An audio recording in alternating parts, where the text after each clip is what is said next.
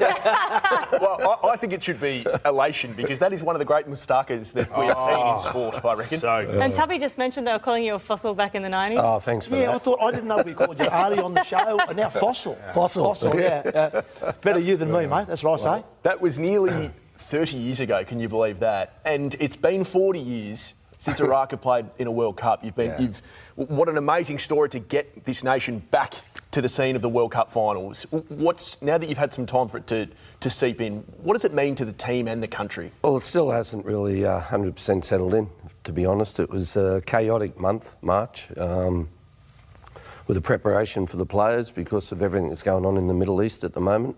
Had trouble getting the players out of Iraq as well as staff. But after a long journey, we got the boys there and mentally they did a great job.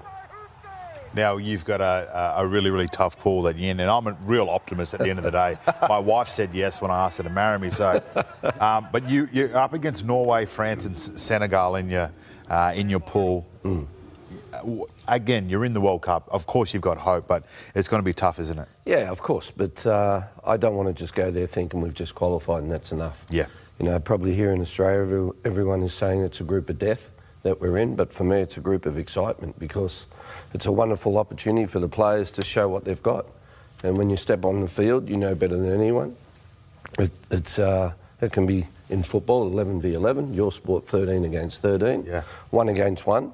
And as long as you have the mentality and the bravery when you walk across that white line to perform at your best. Well, you know a lot about mentality. I mean, 3 World Cups with the Socceroos, but I'm really interested in what your approach has been for this campaign. Particularly, I've always been fascinated with coaches that work with such a language barrier. Yeah. I mean, what's your approach been heading into this? Well, that was the whole thing when I first got there, and that's why I lived in Baghdad for 6 or 7 months, because I really needed to understand the culture that I was moving into. You know, I couldn't walk in there straight away and think, well, okay, they've all got to become Australians and do it the Australian way. I had to adjust to their sleep patterns, which is pretty much 3 in the morning till midday, their praying times, you know, when they eat and when they don't eat. But what I did have a good role in to play was the discipline to qualify for a World Cup. And the players have been fantastic. They're really good people. They did surprise me quite a bit with their discipline on the field. You know, when I coached against them for a long time with Australia, I always thought the Arabic teams were quite loose in tactics, but they took it exactly the way I wanted them to do it, and they got the job done. So it was, you know, obviously having the conversations with players is difficult, having a great interpreter in Ali Abbas, who played under me at Sydney FC, so he can speak the football language, was very important, and, you know, so we've got like a big family, which is great.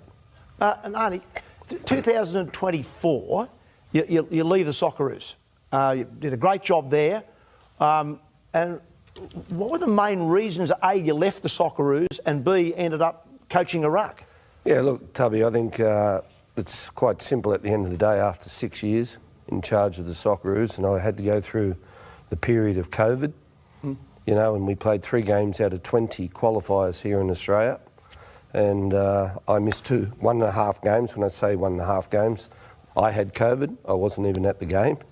And you know, I had to stay away a lot, so it was very draining. So when it came to the stage of the second phase of the World Cup, getting through the World Cup qualifiers, it was more about, you know, I just didn't have the passion anymore. You know, when I woke up in the morning, I didn't feel like I wanted to go to training or meetings or anything. I was just cooked. And, you know, so I just made the simple decision at the end of the day, the nation is more important than me, the players are more important than me. I want to make a decision that will make you know, give the players the opportunity and the nation the opportunity to qualify for another World Cup. As, again, it wasn't about me. It's not my